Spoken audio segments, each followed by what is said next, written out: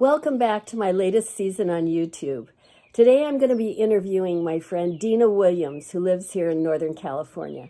Dina's overcome many challenges, and I know you'll be inspired by our conversation.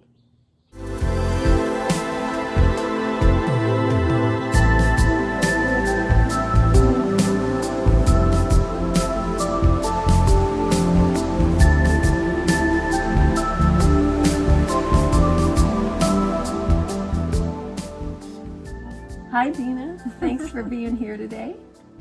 Pleasure. So, you have a lot of stories that make up your life. I do. Yeah. And I so appreciate that you are willing to come and talk on my channel about how God has met you at the intersections of your life. Mm-hmm. Yeah. He's been faithful for sure. Very, very grateful.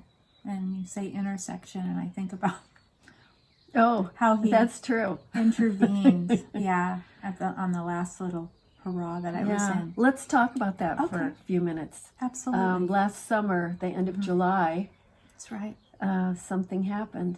Yeah, something major.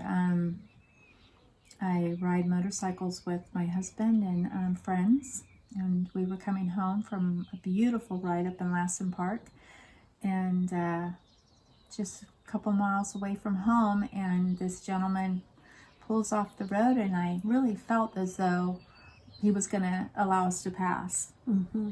And that was not the case. As I went to pass, he made an illegal U-turn and just hit me broadsided on the right-hand side, and I literally went flying. Ended up in the hospital for about 3 weeks.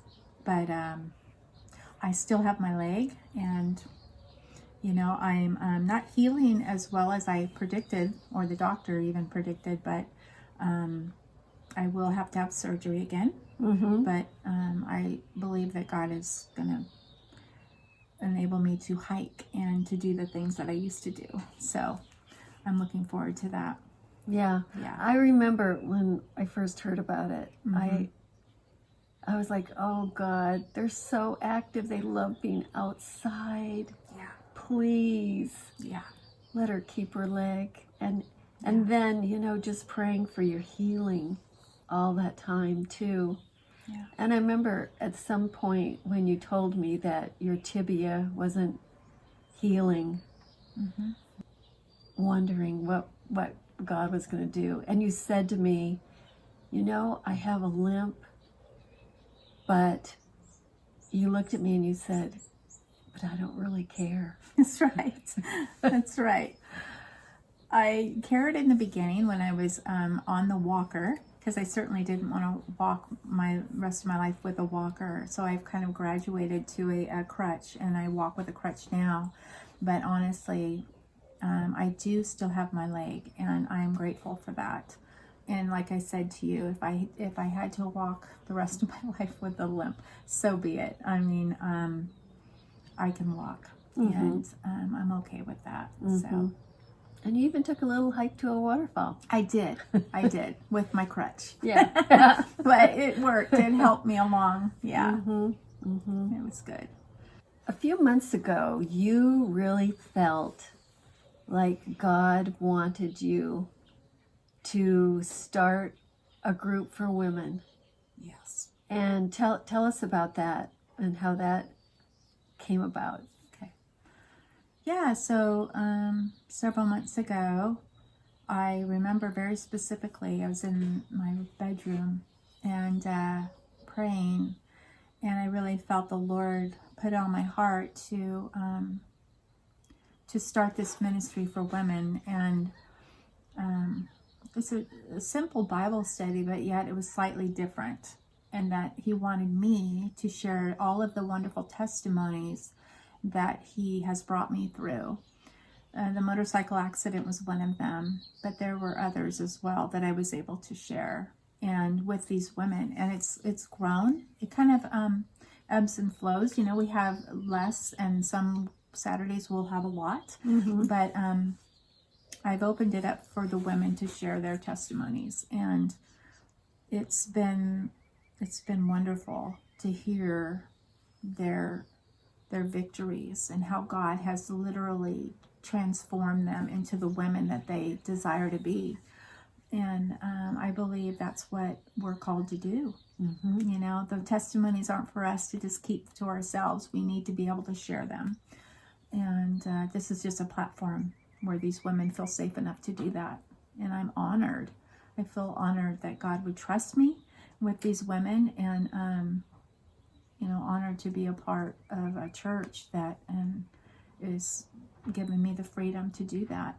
So, yeah, feel blessed. Mm-hmm. You're really an overcomer, aren't you? I mean, in the course of your life, there have been a number of things that you've had to deal with, and it's interesting that God just gave you this push to get out there and give your testimony in a more public setting, and that He would use that, the promise that He would use that in other people's lives. So what have you seen in the lives of the women in just these couple months you've been doing this, as the result of the vulnerability, yours and the other women that are sharing?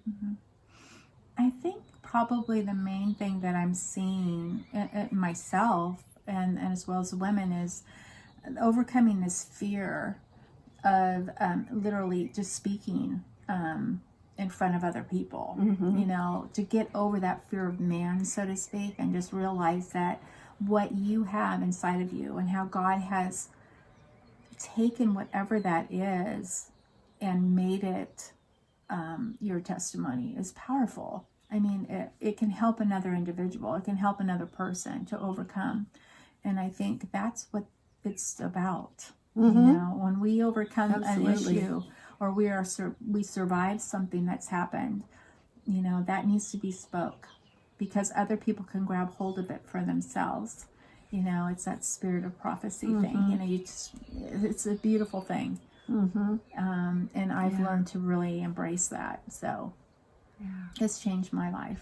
And you weren't raised in a Christian environment, No. were you, at all? I was not. Yeah. And I remember you telling me that you had a neighbor who was a Christian, and that you guys used to talk out in the yard when your kids were little, and she's the one that really introduced you to a relationship with Christ. Yeah, she, you know, never really spoke so much about Jesus, but invited me to go to her church. And of course, the only church I was ever exposed to as a little kid was, you know, my dad was raised Catholic. So we would either go Christmas Eve or Easter. And, you know, I never had a personal relationship with the Lord at all. It was just something out there.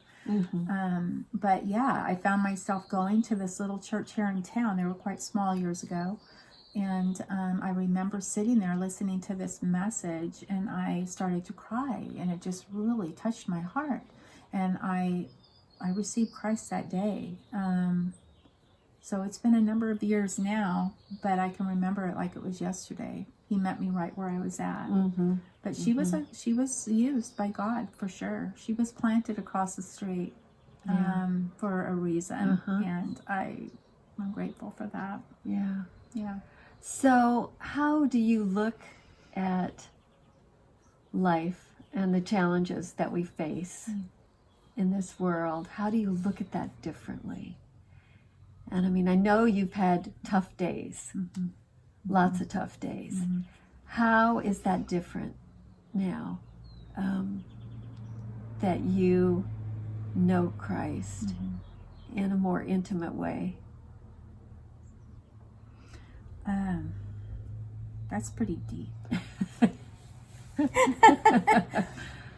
Because God is deep, right? Yeah. When trouble strikes, or when things happen, and a major thing happened almost 3 years ago in my life, and I really look at life as you know, is a gift, and we're not to take it lightly. Mm-hmm. I don't really any longer have room for things that aren't necessary. I love stuff like this, getting together with people, having Bible studies, diving deep,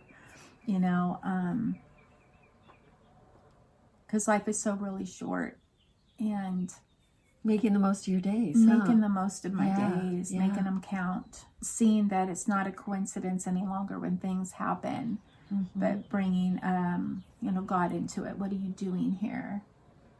My current work, being a life coach, walking into a home for the very first time and seeing the mom with stage 4 cancer, my immediate thought was, what are you doing, God? What are you up to? What do you want me to do?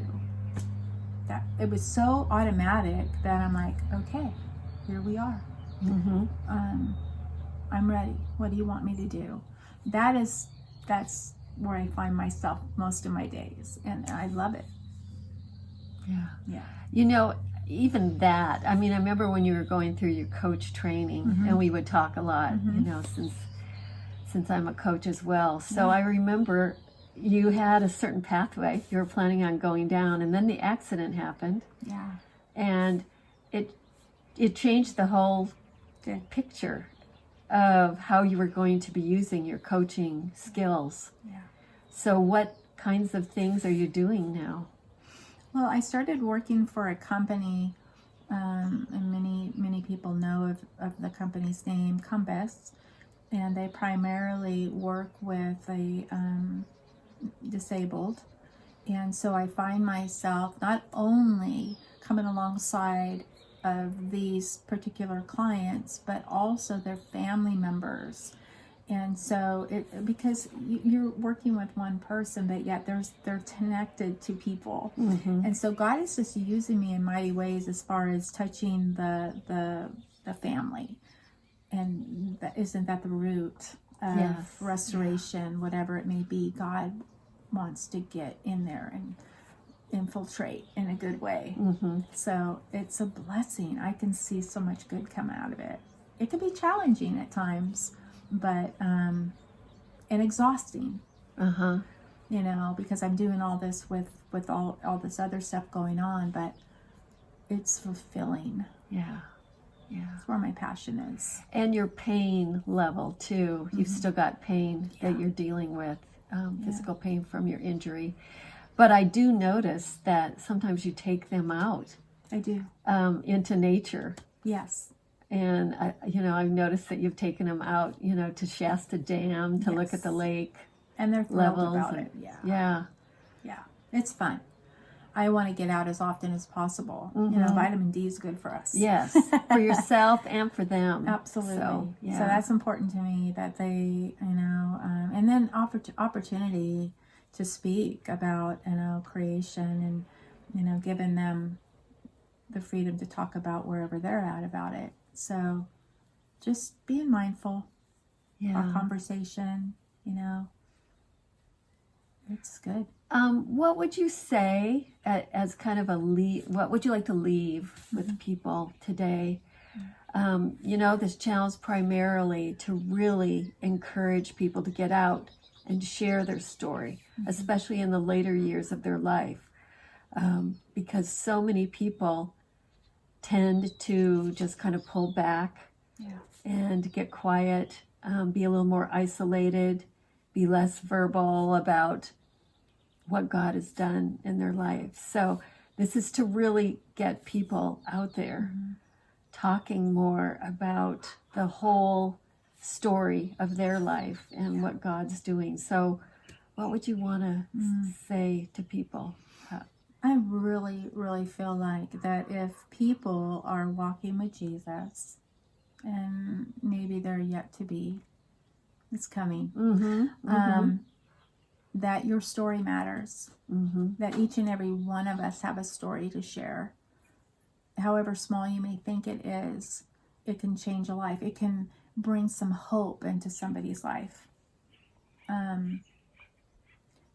Whatever God has done in your life is not small. it's a big deal. Yeah. And I think if I could leave anything, it's that. Whatever struggle, whatever addiction, whatever problem, whatever dysfunction, any of that, God can turn it around. Mm-hmm. And nothing is ever wasted.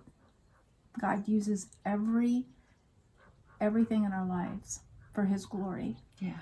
And that is the biggest blessing for me, is to be able to be used by Him to bring Him into other people's lives and give Him the glory for that. It's meaningful. It gives us purpose. It's a beautiful thing. Well, thanks for being willing to be on the channel today and just share what's on your heart right now and what you're doing. I'm so excited to see where God takes you.